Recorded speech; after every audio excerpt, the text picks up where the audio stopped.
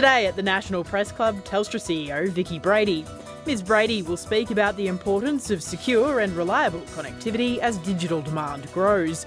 She'll discuss the need for a shared national vision for Australia's digital future. Telstra CEO Vicki Brady with today's National Press Club address. Hello and welcome to the National Press Club and today's Westpac address. My name is Tom Connell. I'm the club's president and also an anchor at Sky News Australia. Today's guest is Vicki Brady, Chief Executive and Managing Director of Telstra, continuing a long tradition of Telstra CEOs addressing the club that started way back in 1993. For disclosure, Telstra is the Press Club's foundation and longest partner that spans over 30 years. Morris, our CEO, wanted me to say as well, in the club's 50th anniversary publication, Stand and Deliver, the then President Laurie Wilson opined Telstra's support came at a critical time in the club's history. I think Morris wants some nice questions today. We'll see how we go. For many journalists and media outlets, of course, Telstra has been, shall we say, a rich source of news and reporting over the news as well. Perhaps another thanks for Telstra there. From public to private ownership, T1, T2, T3, and then, of course, 3G, 4G, 5G, as well as we've had broadband, satellite, and a lot of technology with Telstra along the way. More than 1 million shareholders, Telstra is currently the most widely held ASX-listed company by Australians. In September 2022, Vicki Brady became the first woman to lead Australia's largest telco. Her CV includes Bachelor of Commerce from the ANU, Master of Science and Management from Stanford University's Graduate School of Business, and as well, pulling beers in her hometown of Holbrook. Ladies and gentlemen, please welcome Vicki Brady.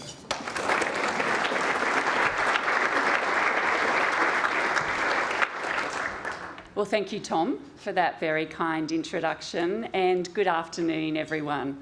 I would like to begin by acknowledging the traditional custodians of the land I'm on here in Canberra today, the Ngunnawal and Ngambri people, and pay my respect to elders past and present. I'd also like to thank all of our guests for being in the room here today, particularly senior members of government and industry. And can I just say, it is lovely to see so many Telstra people in the room today. It's also wonderful to have more familiar faces, so thank you again for joining us. Also, thank you to the National Press Club for having me. It is such a privilege to get to be here and talk about Australia's digital future. When I first started thinking about this speech, both what I would say and where I would say it, the Press Club here in Canberra was the obvious choice. Now, not only because Telstra is the longest standing corporate partner of this proud institution and a strong supporter of the role it plays in driving conversations of national importance, but because I had come to realise the role of the telecommunications sector, which is so critical to the day-to-day running of the nation and to its future, was not well understood. Or if it was taken as a given. There's often a discussion about the technology, data centres, energy we'll need to power Australia's digital future, but not so much about the digital infrastructure we'll need to connect it all. Without connectivity, none of it will work. It's often assumed this will just be there. It'll keep pace as technology evolves and demand increases, but it's not a given. It requires massive investment, coordination and planning to deliver it, and we'll need a lot more investment to remain competitive as a country. I had planned to start the conversation here, but I'm encouraged that we have started a national conversation on productivity. Part of that is about the role that connectivity plays and the digital infrastructure that supports it. We are heading in the right direction with this conversation, and I commend the government on the consultation undertaken so far. We now need to build on that and get really clear about the digital infrastructure Australia will need to achieve its objectives. What do I mean by that? 30 years ago, I imagine there's a few of us in the room that remember this, we were talking about the internet as the information superhighway. If I translate that analogy for today, we have two superhighways for data and connectivity. One you can touch and see, and one you can't. Spectrum is our highway in the air for delivering reliable and expanded mobile coverage, including via satellite. And fibre is our highway in the ground and undersea for higher capacity links needed to deliver for businesses and industries. These are the two ways the telco sector has to deliver services, and they both have constraints. They have limited lanes. New lanes are expensive to build, and there are roadblocks that can slow things down. To help lift productivity and deliver higher living standards for the next generation, we've got to have the right foundation of digital infrastructure. That means making it easier to build and expand these connectivity superhighways by removing roadblocks and making it more attractive to invest in them. As a country, we have a small window of opportunity now to position ourselves for the future as technology evolves. That window is closing fast. The longer we delay, the more the opportunity starts to pass us by.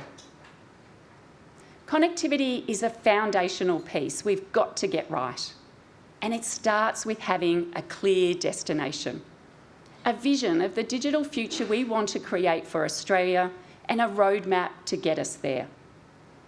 So I want to start with the role that connectivity plays today before I come to our opportunity and our challenge, and finally, what will help us get where we want to go. It's incredible to think just how much a part of our lives connectivity has become in such a short space of time. I grew up in the 70s and 80s in Holbrook in regional New South Wales, about a 3-hour drive from here in Canberra.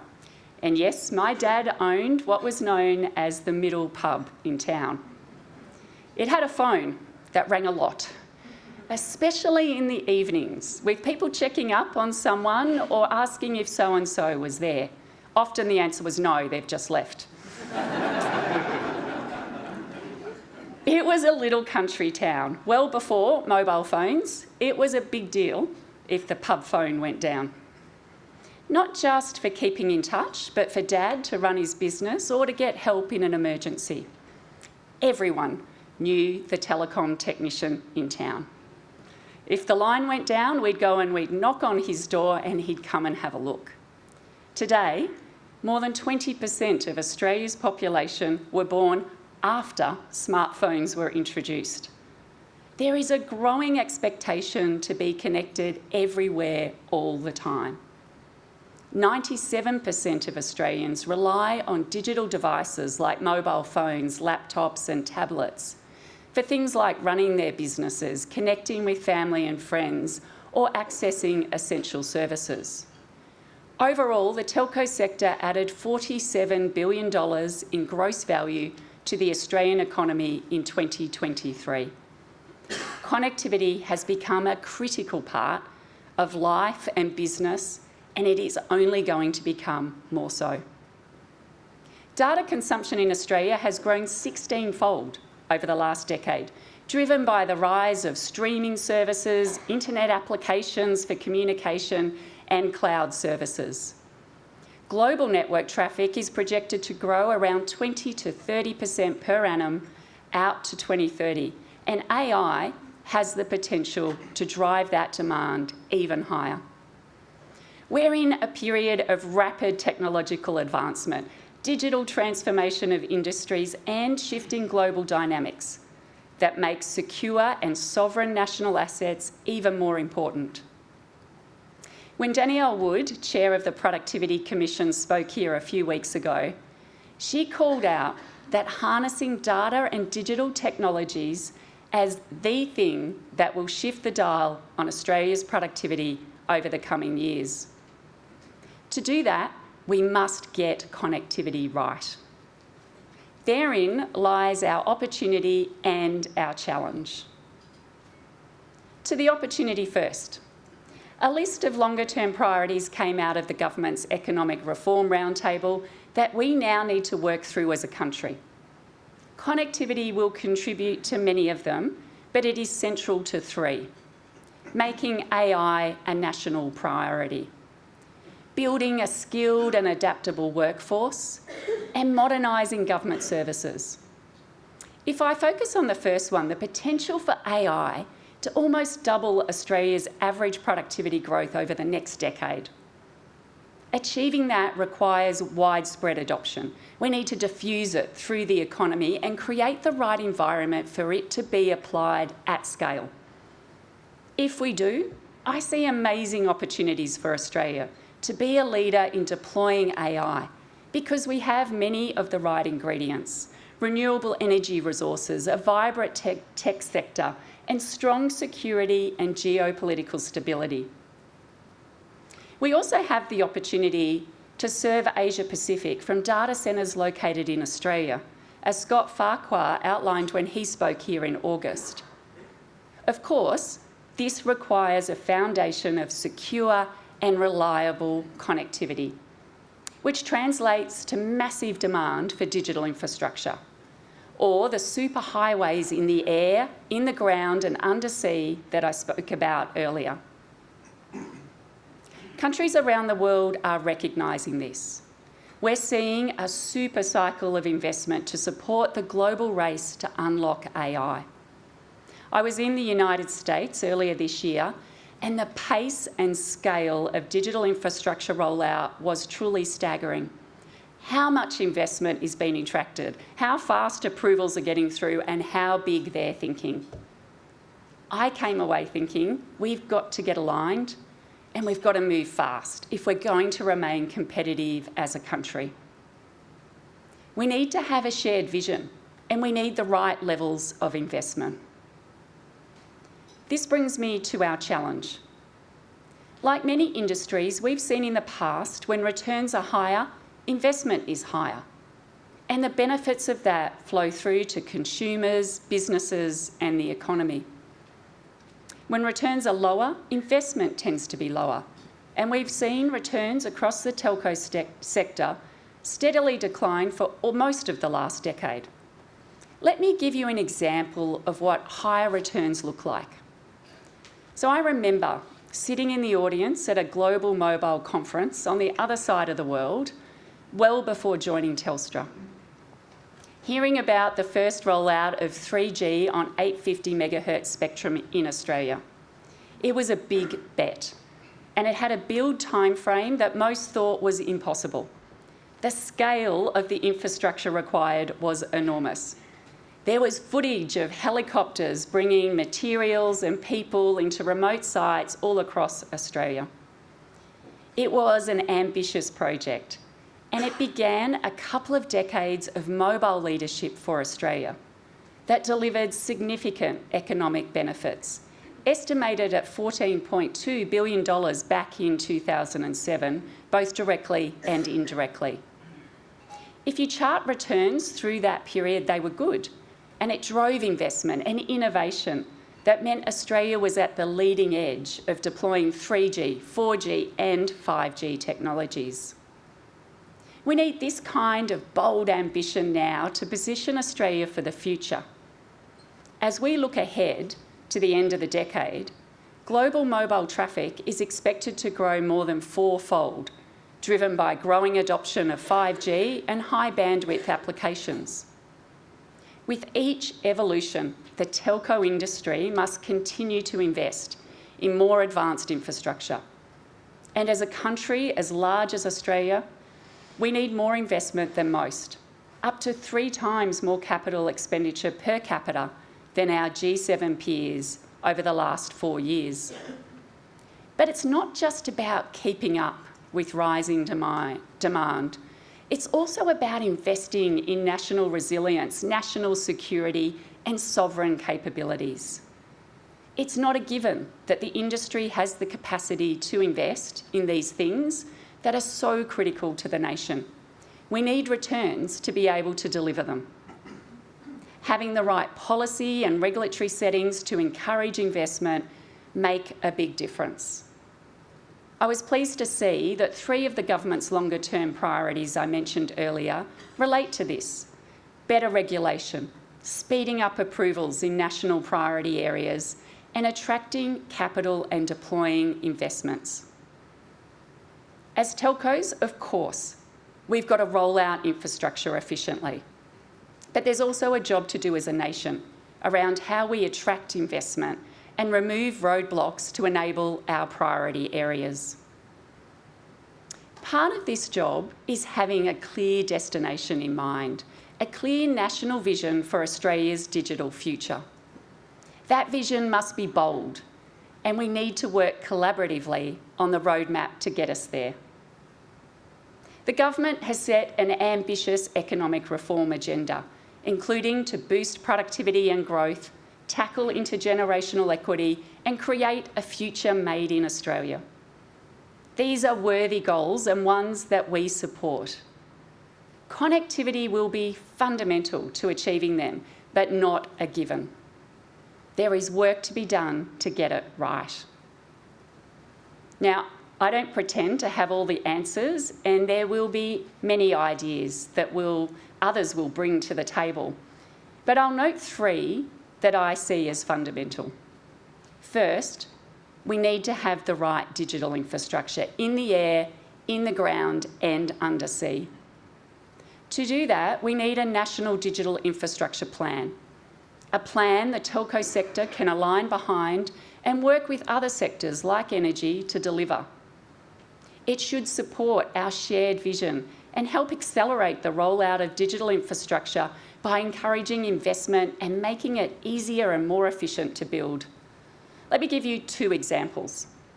The first is about infrastructure in the ground. Right now, Telstra is building our new intercity fibre network, an almost 14,000 kilometre superhighway for Australian industries that rely on high-capacity, low-latency connectivity. If I look at just the Sydney, Canberra, Melbourne coastal route, we have issued 3,000 land access notices, completed 1,723 land access surveys, issued 1,128 construction certificates and notices, and completed 171 cultural heritage and environmental surveys. For the mathematicians in the room, that's more than 6,000 different actions to roll out just over 1,000 kilometres of fibre, or around 6 per kilometre. Now, this is all part of deploying infrastructure in a country as large as Australia, and there are good reasons why these processes are in place. But the volume of legislation, regulation, and different requirements across states and territories has added significant cost and complexity. And this is not unique to Telstra or to this particular project. It's something felt right across the sector. We need to find a better way that encourages investment and keeps our national vision in mind. And we're keen to work with governments and regulators on that. The other example is spectrum, our connectivity superhighway in the air. It has different lanes or bands that are used to deliver a range of services to Australians, like broadcast TV and radio, mobile services, Wi-Fi and more. Each lane has limitations. It's a scarce natural resource and it's vital to deliver mobile services to Australians.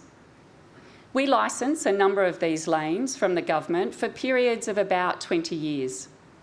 We make significant long-term investments in the mobile networks that run on this spectrum, and certainty of ongoing access is critical for us to continue to innovate and improve services.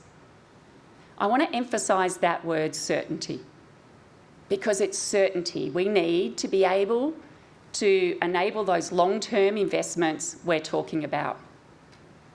We also need access to additional spectrum to meet growing demand and expectations. That's because the amount and the type of spectrum we can access has a significant impact on the experience of customers on our network.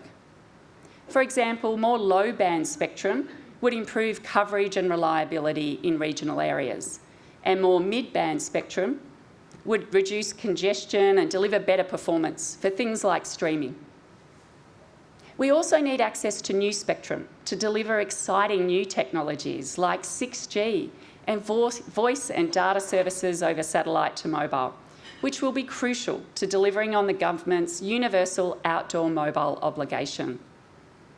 It's an opportunity to think about spectrum in a new way, to look at how we use this scarce resource to the greatest benefit for consumers and businesses, whether that's through a second digital dividend or some other mechanism. We need to have a discussion and align decisions about spectrum with the goals we have for the country.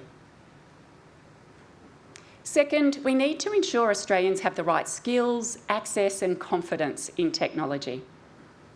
This is about making sure Australians have the right skills as AI reshapes our economy and workforce, that they can trust that new technologies are being deployed responsibly, and that everyone has the opportunity to participate.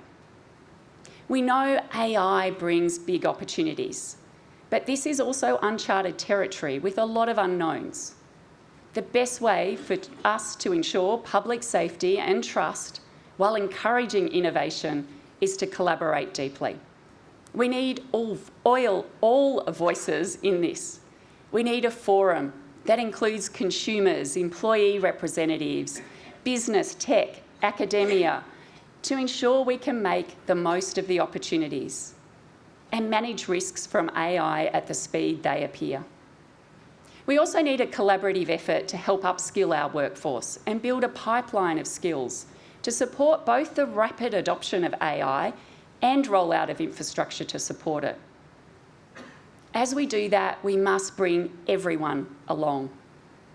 There are still more than 2 million Australians who face significant barriers to digital inclusion related to access, affordability or digital ability. These include older Australians, First Nations communities, people on lower incomes and regional areas. Access to technology has the potential to significantly improve education, economic and healthcare outcomes, particularly for regional and remote communities. Often this happens through co-investment between government and the telco sector. And I saw the impact this can have when I visited a remote First Nations community in the Tiwi Islands recently. The local kids there gave me a tour of their primary school, which had a connected smart board in each of their classrooms to help enhance their lessons. We also visited an incredible Aboriginal art and culture centre that was selling works online. The role that technology was playing to help bridge the physical divide for that community was clear. And then if I think of healthcare, I remember growing up in Holbrook. At a minimum, it was a trip to Albury to see a specialist doctor, or maybe even to Melbourne. I know some people in regional Australia travel hundreds of kilometres to access specialist care. I look at the work that Telstra Health is doing in virtual healthcare. The potential to close these distances and improve access to clinical care is enormous.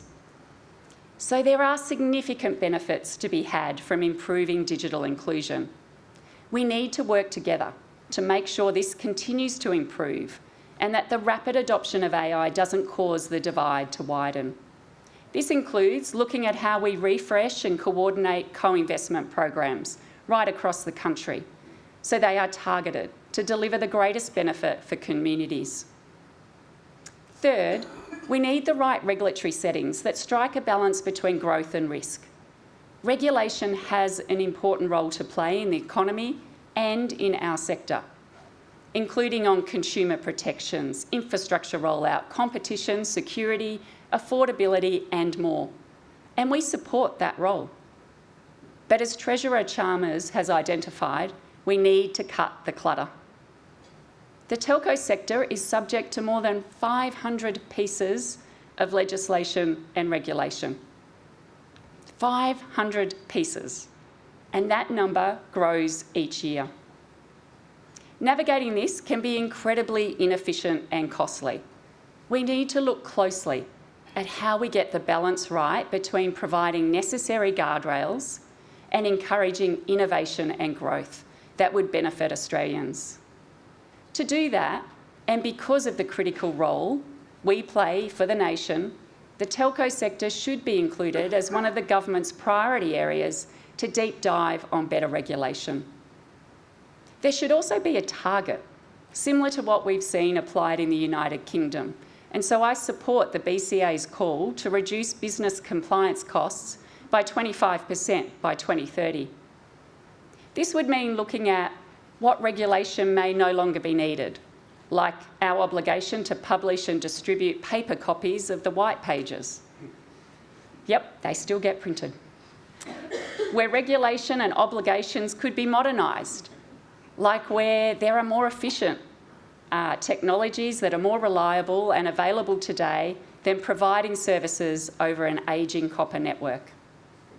And how new regulation is planned and implemented, for example, by applying a regulatory incentives grid to increase transparency and coordination, as we have seen successfully done in the financial services sector. Fundamentally, it means linking regulatory settings with the overarching vision for Australia's digital future that we're trying to build. So as I said, I have been encouraged by the conversation we've started as a nation and the recognition of the role that digital infrastructure plays. We now need to build on that.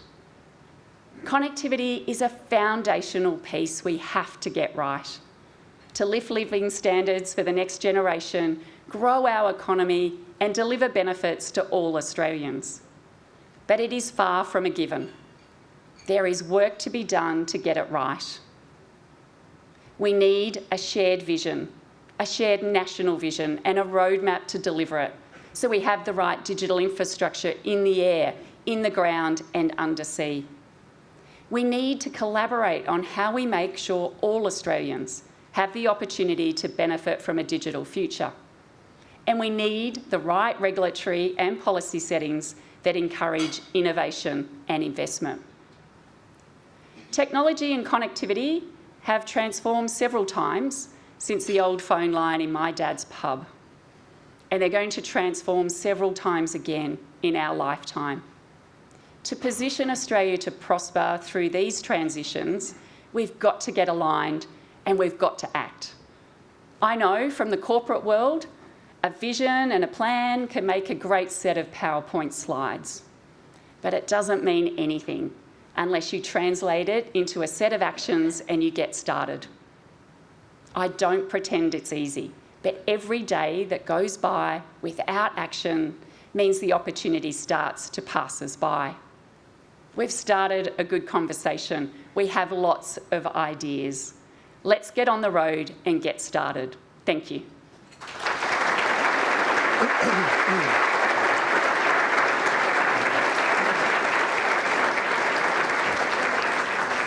Thanks very much, Vicki. You mentioned AI at length there. Obviously, the big talk of AI is on jobs, and you mentioned the unions as well. Do you have a view for your company whether AI will be a net positive in terms of generating jobs or negative? And would you seek to measure it? So when you're asked about it in the future, you can sort of say each year, jobs put on, jobs lost, and what the net impact of AI is? Yeah, thanks, Tom, for the question. And it's actually a question, it comes up every time I'm engaging across Telstra with all of our teams, which I do regularly, and where people get to vote up their questions. This question about the impact of AI on jobs would generally be in the top three. So how are we thinking about it? How am I thinking about it for Telstra? Late May, we announced our Connected Future 30 strategy. So our strategy looking to chart the course out to 2030 for Telstra. And we had a long discussion. How would we answer the question on AI and impact on jobs? I made the call that I would much prefer to be transparent and upfront, even when we don't have all of the answers. So no one quite knows what the future will look like and just how much AI is going to transform things. But I think it's safe to say it's going to have a significant impact. So from our perspective, what I have said is right now, come 2030, I would expect Telstra's workforce to be smaller than it is today. But rather than fixate on that and try and figure out what that looks like right now, because no one has a crystal ball that can predict the future in such a fast-changing environment. I mean, AI, the pace and scale of change is extraordinary. What we've focused on is how do we make sure we give all of our people the ability to upskill? How do we put people in a position that by 2030, no matter what the world looks like, we have a strong belief that people will be better off if they're more capable and can use AI and can apply it into their jobs. So we've invested in a Data and AI Academy. We've invested in 21,000 co-pilot licences for our teams. We have more than 20,000 people now have completed courses in our Data and AI Academy, and very high activity rates as people look at how they apply it, how they use it. So that's my perspective. We don't have a crystal ball, and I think the thing we can really focus on is skills. And I think at a national level as well, that's an important conversation for us to be having as countries all around the world look to chart through uncharted territory when it comes to AI. On the measurement question, Tom, it's a great question. Each time I do financial results every 6 months with Michael, our CFO, usually AI is a hot topic. Look, we are driving inside our business. We want to make sure Telstra's in a position to be as competitive and dynamic as it can be, so we can continue to support those growing demands and needs when it comes to connectivity. And so, yes, we're very focused on making sure we're running the business in a way where our revenue is growing faster than our cost growth. So we're constantly looking at being more efficient, and that's something, you know, technology beyond just AI is playing a part in. For example, digitising and providing better digital experiences for our consumer customers, where we're just at the tail end of moving 8 million consumer customers into a brand new digital stack that we've built, and we're just seeing incredible outcomes in terms of their experience and it being more efficient. So when you say as efficient or dynamic as possible, though, will there be decisions you have to make where you say, perhaps we keep workers for a bit longer and give them more of a chance to transition, even if there's a bit of a hit to the bottom line as you juggle employees and shareholders? Yeah, look, I mean, that's, I'd have to say, probably one of the hardest things when you're in a job like mine is how do you get the balance right? Because you're constantly looking, I've got to get the balance right to deliver for customers, where expectations rightly keep growing.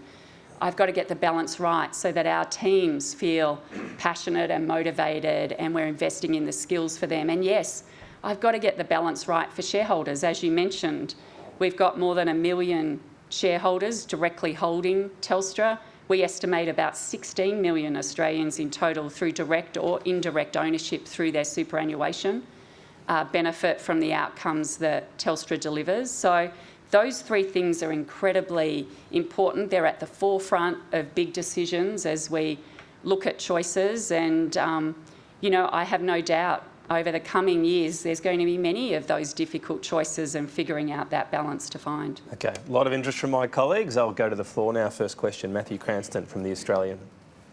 Thanks, Tom, and thanks, Ms Brady, for your speech. Very interesting. Telstra is one of the biggest electricity users in the country. It's got a target. I think it's 100% of all, enough renewable to cover 100% of your consumption by the end of this year. We're in September. Can you give us a bit of an idea of how that target's tracking? And the Australian government also has a target of this as well. I think it's 82% of all Australian electricity powered by renewables by 2030. So in your experience of meeting your target, do you have any tips or handy hints, warnings for the government in reaching its target? And you know, is their target ambitious enough, and might it be a bit more difficult than they think to achieve? Excellent. Well, thank you, Matthew. What a great question, covering a lot of territory. Wow, okay. Let me start with us at Telstra. As you said, we have an ambition by the end of this calendar year to have invested in renewable energy where it is generating the equivalent of our electricity consumption. The great news is we are very much on track. In fact, we have invested now in renewable energy projects through power purchase agreements that total around $1.6 billion. And we're very proud of that. It's an important part we think we can play. We're not an energy company, but as you said, we are a significant consumer of energy. To run a telecommunications network, yes, it needs fibre in the ground and undersea, it needs spectrum in the air to make it work, it needs power. And actually, the other thing I'm incredibly proud of, the team has worked just incredibly hard and really found innovative ways to bring our demand down. Our power consumption has actually been falling year over year.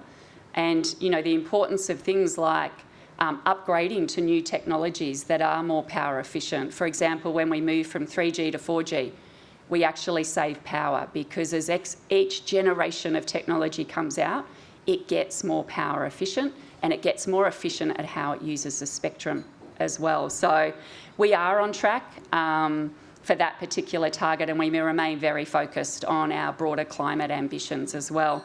Wow, as to some tips for the government, I would just say up front, it's a tough one, right? I think all of us across Australia know that this transition, it's hard, not just for us, but for most countries around the world. And so trying to get that balance of resilient, reliable energy at the right prices in a green way through this transition, I think it's one of the most complex issues as a country that we're having to face into. And so I wouldn't begin to think that my experience inside Telstra, which feels complex and big, but relative to charting a national path through that, I think renewable projects are important, and I think in the corporate world we've got a role to play in supporting those, which is certainly one of the things we're focused on. Do you think they'll achieve that target? Well, I don't know. I think we'll hear an update on what the targets look like in the coming little while. And, you know, I'm no expert on the energy sector, but it's a tough transition. So I think as a country we need to think about the timelines. And, you know, energy is such a key input cost for organisations. We want to make sure we're attracting and encouraging business investment. So, you know, they are some of the most complex issues I think the government has to deal with, and I don't pretend that's straightforward, and I certainly don't pretend to have the answers for them on that. James Riley from Innovation Oz. Thanks for the presentation, very interesting. I wanted to ask you about Telstra Research and Development. In your presentation, you talked about mechanisms for Australia to be a leader in AI deployment. So I'm asking, what do we need to do to become more of a leader in developing our own AI or other technology? So the government is casting around for policy ideas right now through its strategic examination of R&D, how to get business to invest more in locally produced IP. So what would you like to see? From a policy perspective, what would you like to see this government put in place to make R&D more attractive? Great, thank you, James. And it's such an important topic. And I'm looking at Ming Long, who is on the board at Telstra, but also chair of the CSIRO, right in the front row here. And I know it's one that that organisation's also thinking deeply about. Look, from my perspective, it's great to see Robin Denholm leading that review of our R&D processes and approach inside the country. I had the opportunity to join a roundtable that Minister Ayres and Assistant Minister Charlton convened in the lead up to the Economic Reform Roundtable. It was a fantastic conversation, and I think, you know, I learned a lot in that conversation just about how we take the great research that we do in our universities and research institutions here in the country. How do we get better at commercialising that? And I think I look forward to seeing the outcome of that review, because I think ultimately, when I distill it down to Telstra and our role, as I spoke about today, to enable that innovation, to enable us to be a leader in terms of technology like applying AI and developing great new companies, we absolutely need that foundation. It's got to be connected. We need the digital infrastructure that can support it. And that's why I think, you know, the things that I've spoken about today around making it easier to roll out, ensuring we're using this scarce resource of spectrum in the way that's going to maximise benefits for Australia, I think are incredibly important foundational pieces to that. But do you see a specific role for Telstra in investing? So we invest, the way we invest today, So we invest very much in the network, in the technology we're deploying from a connectivity point of view. We're also investing, as I talked about, in how we apply AI inside our business. We're not an AI company. What we want to lead in, we want to continue to be the leader in connectivity, and to do that, we absolutely believe we need to be a leader in how we apply AI inside our business. Matt started a trend there. We'll try to keep it to one. Jenny Wiggins from the AFR. That was a bit sneaky. Ms Brady, in your speech you mentioned spectrum, but you didn't mention spectrum pricing, which is something of a hot issue in the telco industry at the moment because the regulator, ACMA, is reviewing spectrum licences and how much money it will charge for handing over spectrum to telco companies. ACMA has proposed not having an auction and giving Telstra, along with Optus and TPG, spectrum at lower prices than previously. Now, there's some disquiet by consumer groups about this approach, questioning whether the Australian government and Australian taxpayers are really going to get best value for money. Can you tell me, why don't telco companies want to go to auction? I appreciate that we don't have big international mobile operators banging down the door to enter the Australian market, but as you said, the technology is changing very rapidly and we are seeing Starlink and Amazon Kuiper providing direct text-to-messaging services using spectrum. And I would also like to know, if ACMA does go ahead and award telco companies spectrum at lower prices, shouldn't Telstra and other companies have to give guarantees that they will use any money saved from the cheaper prices, then that they will actually invest that money into infrastructure, particularly in regional and remote areas, as well as potentially lowering the bills that consumers pay for their mobile services? Wow, okay, thanks Jenny, a lot in that one. So let me, maybe for everyone in the room that maybe isn't as close like you are, just to put in context, the process that Jenny referred to, come 2028 through to 2032, 80% of the spectrum that the mobile networks in Australia run on comes up for renewal, 80%. So if you think about how much you rely on your mobile phone today, how critical it is, 80% of that spectrum it runs on comes up for renewal. So the ACMA has been running a process. There's been lots of consultation.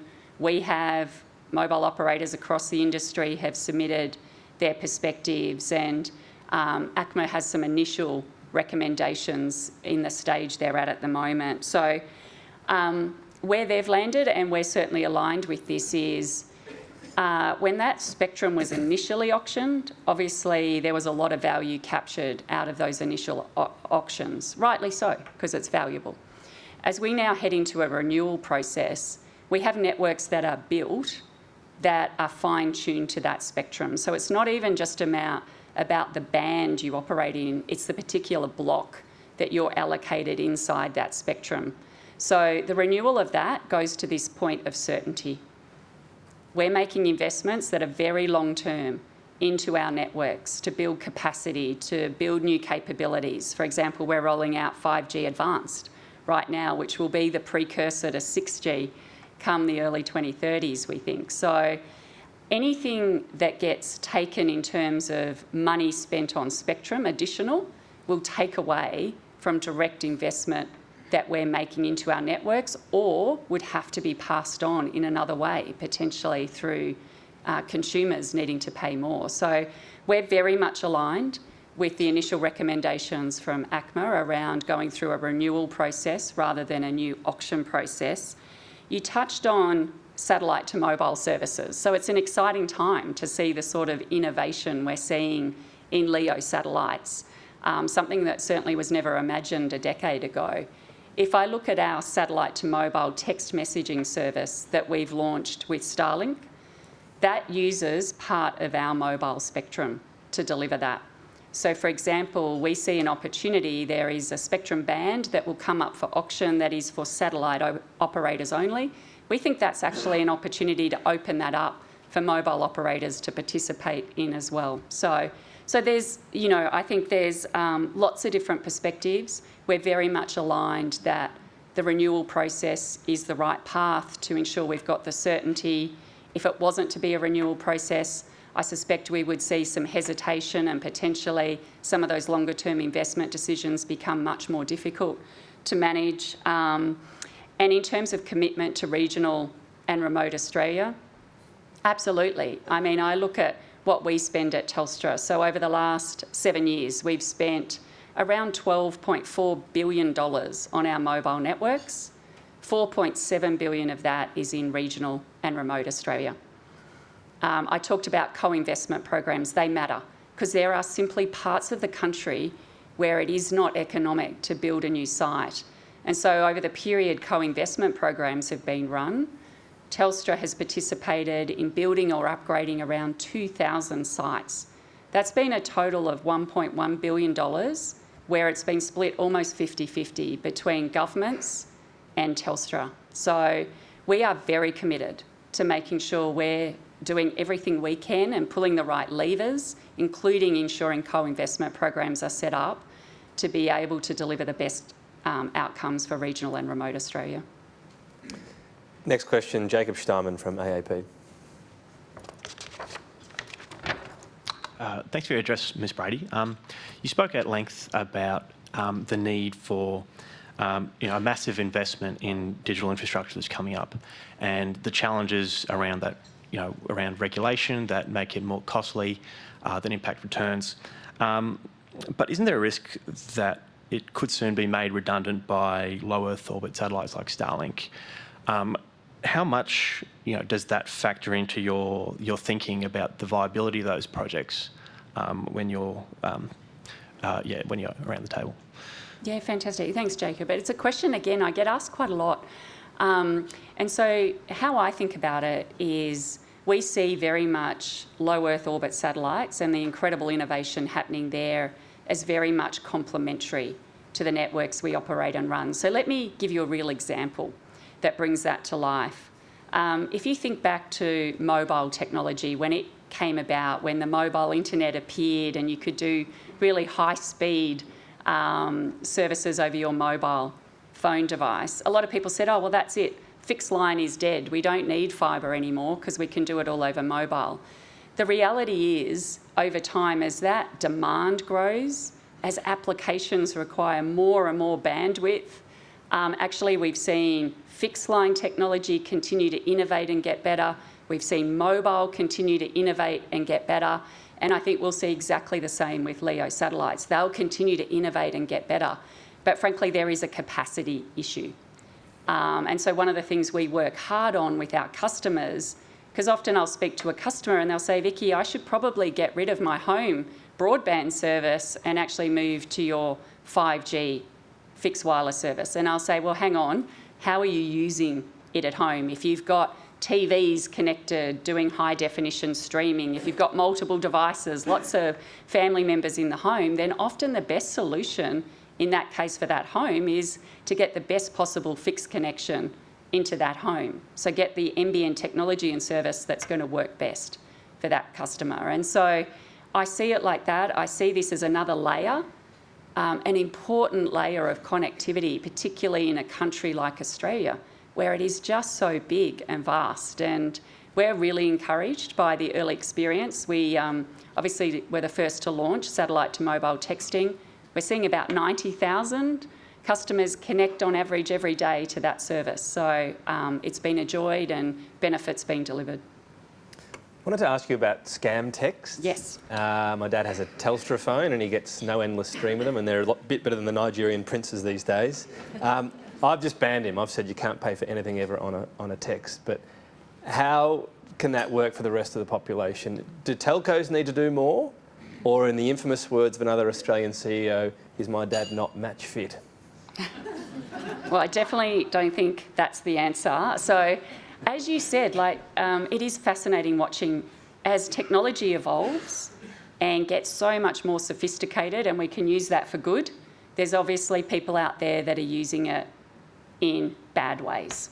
And so that sophistication, I think what's so critical here is we've got to continue to keep getting better at this. What I'm really encouraged by, and I think it's incredibly important regulation and legislation where the government is heading on scam protections, which brings together banks, it brings together telcos, and it brings together the digital platforms, because there are a lot of key players in that chain. We're all individually doing things, we certainly are. I know at Telstra we invest an incredible amount in what we call our cleaner pipes technology, which has AI and automation and a bunch of very, very smart people. Can see some of them in the room today, who lead the teams that are constantly looking to get better at that. And the numbers are always shifting, but I think we're blocking about 18 million scam calls a month, about 10 million scam text messages. We're blocking tens of millions of malicious domains and emails to our big pond customers. But they continue to get more sophisticated, these scammers. And so I think the answer is, of course, as individual organisations, we've got to be constantly getting better, leveraging technology, but that work across the country, because I think to win and make improvements, you know, and do what we can to protect Australians, we've got to be working across sectors to do that. So we're very supportive of that approach on the new scams protection. Next question, Emma McGrath-Cohen from the AFR. Hi Vicki, thank you for your presentation. There were a lot of ministers on Monday at the BCA's event, and you're now on the board of the BCA. I was just wondering about your impression of the government's relationship with the business community now. Has it improved maybe over the last year, do you think? Or, yeah, what a great question. And I've got to say, I think a number of us in the room on Monday evening at the BCA's annual dinner, I think it was talked about very openly in the room that the tone, the level of engagement, how we were all feeling across government and business, it felt like there's a very constructive conversation underway. It did feel different to a year ago. And as I said, as I spoke today, I'm certainly very encouraged by the conversation that's underway. I mean, a year ago, we weren't speaking about national productivity in the forefront of our conversations as a country. We're now focused on that. And so this is now our opportunity. As I said, we've had lots of good conversations, great consultation. I think there's great ideas. There's a strong list of priority areas. So we're really excited to get into that and now get on to the action and getting momentum going even further in terms of addressing that. So I think, yes, we're in a different place to a year ago. More to do on action. Rowan Pearce from CommsDay.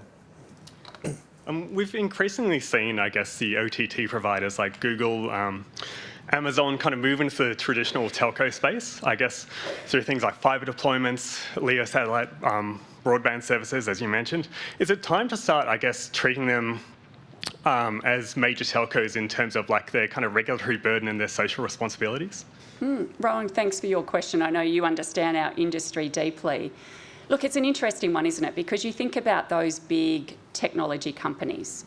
I mean, the level of innovation, what they've brought, the services we now take for granted, things sitting in the cloud now, not, you know, suddenly you've lost all your documents because your laptop decides it's not going to work anymore. Like, the things they have innovated and done have delivered great benefits, and obviously across Australia, Australians widely adopt and use those things. It's also created demand for our services and traffic on our networks as well.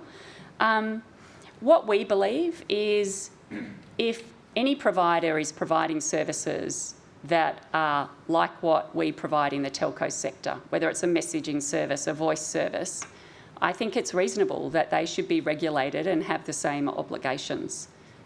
Because as I spoke about, as a telco sector, 500 pieces of legislation and regulation to navigate. If you're competing against a player that doesn't have those same obligations and they're delivering the same kind of services, we think that's not the right way. So we do think where those services are equivalent, then yeah, the same sort of obligation should apply. David Swan from the SMH and the Age couldn't make it. He wanted to ask this though. Migration settings are politically fraught at the moment. Are you explicitly calling for more overseas tech workers to address a looming shortfall?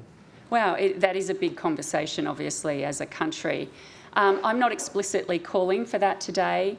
What we're very focused on is absolutely how do we invest in the skills and capabilities of our teams. Of course, as we roll out big national infrastructure like our intercity fibre build, you realise, it's some of the trades where it is hard to get the right capabilities, whether it's electricians, whether it's people that can operate the machinery to build and deploy this technology. So, look, we're not calling for that. It's something we're very much focused on. How do we build it? How do we make sure we acquire it? But I know as a country, that's absolutely a conversation we should have. And that's where I spoke about we do need a collaborative plan here around what are the skills that we need as a country to set us up to make the most of this technology. So you've perhaps got a watch on particular areas you then might make a call for. For now, you're comfortable enough with trying to build up a workforce? Is that? Yeah, look, we watch it closely. And don't get me wrong, there's always pinch points inside our business where you're trying to get skills and capabilities.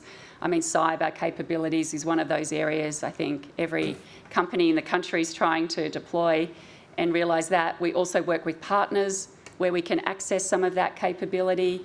But we're not calling for anything specifically today, but I think an important thing for us as a nation to be clear on. Okay. Melissa Code from the Mandarin. Hi, Melissa Code from the Mandarin. In the context of the productivity reform debate that's been going on these past few months, there's been a lot of discussion about ensuring productivity actually materially serves the prosperity of individual citizens, not just betterment for the economy in general or as a concept.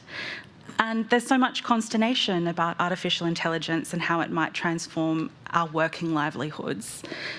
How do we balance that opportunity, immense opportunity you describe, against also the huge resource intensivity of the AI,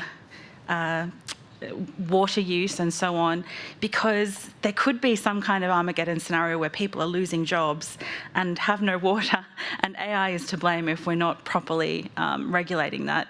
And then secondly, you talk about a window of opportunity closing. When will that window close, and how do we know when that opportunity has passed us by? Thanks, Melissa. Wow, some great questions there. They're far-reaching. So just on the first one, I mean, I think as we look at deploying digital infrastructure in the country, and obviously we're very focused at Telstra on the connectivity side of that, so rolling out, the fibre, like our intercity fibre network, rolling out the mobile network that can support that. Obviously, data centres are another big piece of the equation, and when you travel to places like the United States, you see just the massive amount of capital being deployed to build those data centres. And obviously we have a lot of investment coming into the country too to build those data centres. I'm no expert in data centres, but I certainly know from speaking with the leaders of those businesses, those things you spoke on, like energy, water, doing those and building those in a sustainable way is certainly, I know in my conversations, in the forefront of how they're thinking about that and something they're having to face into navigate through. So that's incredibly important. In terms of the piece where I think you went around the impact this will have on skills and jobs and prosperity in the country, I think this is where it comes back to it is a national conversation. No individual organisations are going to solve that on their own. I think the better we get aligned around what are those key skills, how do we each play roles in getting behind that, lined up behind setting the country up to reskill in the right areas. Some of that will be in AI. Some of it will be in skills that support the digital infrastructure rollout that we need to support this technology. So I think that's a national conversation where we bring together employees, employee representatives, business, technology companies, academia, government. I think that's the conversation we need to have as a nation so we can get lined up behind it and put the country in the best possible position. Nick Stewart from Ability News. You mentioned something called, I think, the white pages. For the benefit of my children, can you explain what it is and why we need it? Nick, actually, I hope my daughters will be watching this in replay because they're 17 and 15. We sometimes laugh about these things, but I can vividly remember in Holbrook, back in the day, that actually you used to get a printed phone book with the name, address and the fixed line phone number for everyone. And we were talking about early today, you'd move house and suddenly you'd have to wait for your new phone book, or people would take it with them so they didn't lose it.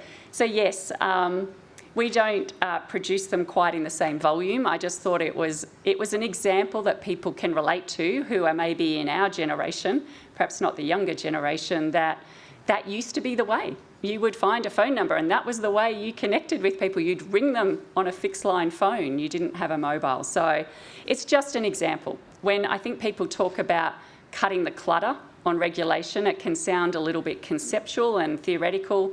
We thought it was quite a tangible example that people, Nick, like you, who can remember the white pages, and myself can relate to.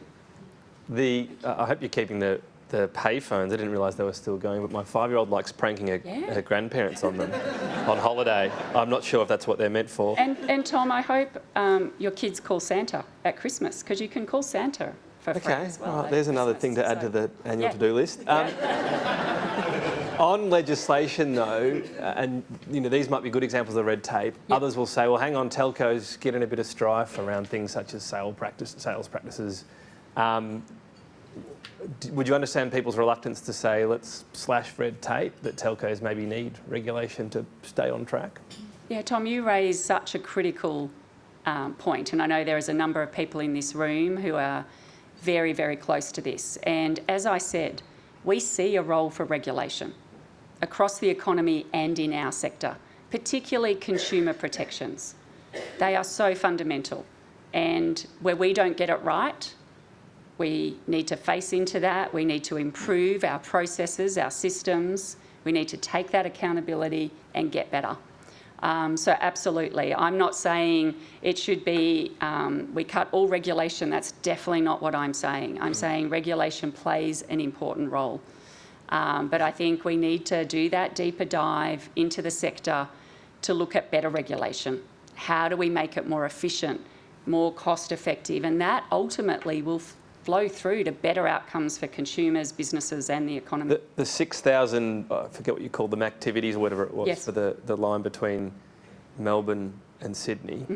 How many should that be? What should go, in your view, if you're in charge? Yeah, look, it's a great question. It's one we're keen to actually engage with governments and regulators on, because it's not straightforward. I get it.